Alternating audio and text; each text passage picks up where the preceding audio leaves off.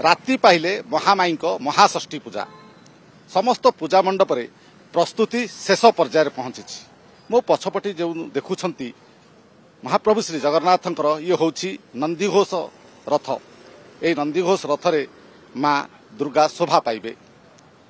ये आपन को लागुथबो हुए तो पूरी हेई थाई पारे, किंतु यह पूरी नुह भुवनेश्वर VSS नगर दुर्गा पूजा मंडप देखि पारुथिबे। ये होछि ओडिशार गर्व, ओडिशार परिचय, ओडिशार कला संस्कृति परंपरार ये होछि श्रेष्ठ निदर्शन। एई थीम को नेकी चलित वर्ष VSS नगर दुर्गा पूजा समिति एक नंदीघोष रथर अविकल एठी रथ तैयारी हेछि, निर्माण सरिछि।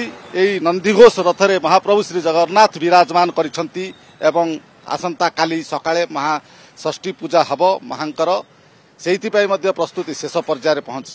आपण देखिथिबे भुवनेश्वर विभिन्न पूजा मंडप माने देश विदेशर समस्त अविकल कोटी पैलेस होछि, बड़ बड़ तोरण करुछंती, किए मयूरी पैलेस कहतु, किए पहाड़ सदृश बड़ बड़ तोरण करुछंती। किंतु VSS नगर ओडिशार जोटा कि रही कला संस्कृति परंपरार निदर्शन, ओडिशार घरे घरे परिचित, ओडिशार गर्व गौरव नंदीघोष रथ ताकू नहीं कि थीम आनिछंती। चलित वर्ष VSS नगर केते वर्ष रे पदार्पण करिछि एवं पूजार थीम कहीं से जगन्नाथ नंदीघोष रथ को बाछिले से संपर्क आलोचना करिया पई VSS नगर दुर्गा पूजा कमिटीर सदस्य बा कर्मकर्ता अछंती, सेमानक सहित आलोचना करिबा। आज्ञा विभिन्न पूजा मंडप रे विभिन्न थीम रे बड़ बड़ तोरण करूछंती, किंतु आपण नैछंती नंदीघोष रथ यात्रा। जो नंदीघोष रथ को आपण नैछंती एथर कोन कारण यार?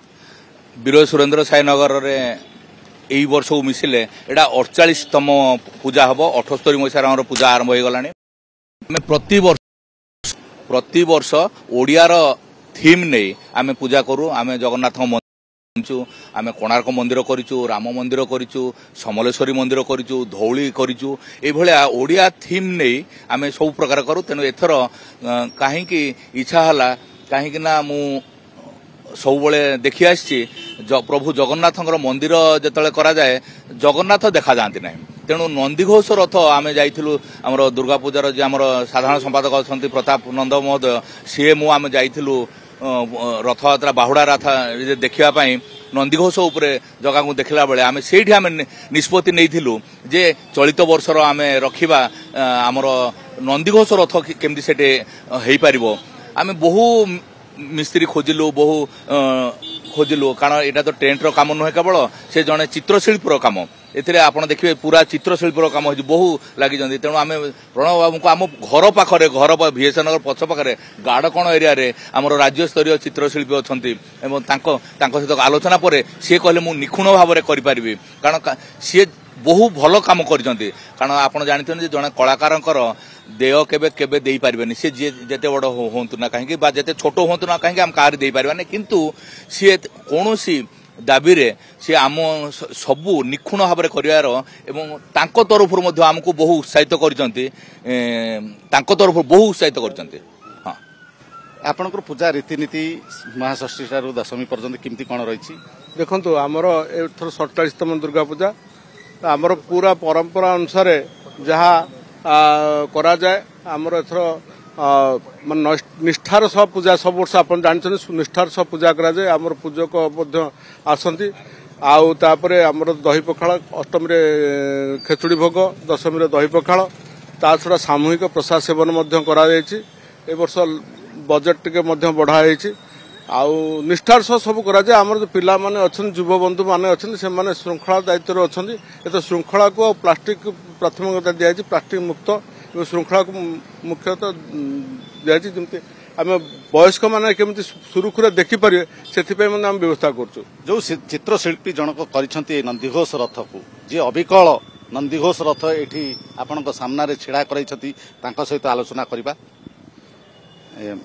एठी मते जगन्नाथ कार्य करने सुजोग मिलता बहुत बहुत बहुत खुशी अच्छी एवं बहुत खुशी कम करी किंतु मु भाभी पारि नी ए जगन्नाथ कार्य मत दिज्व बोली आ मु कौन शुल्क सेमती भी किसी दाबी करनी ମୁଁ ଜଗନ୍ନାଥଙ୍କ ଆଖି ଆଗରେ ରଖି ସବୁ କାର୍ଯ୍ୟ କରିଛି।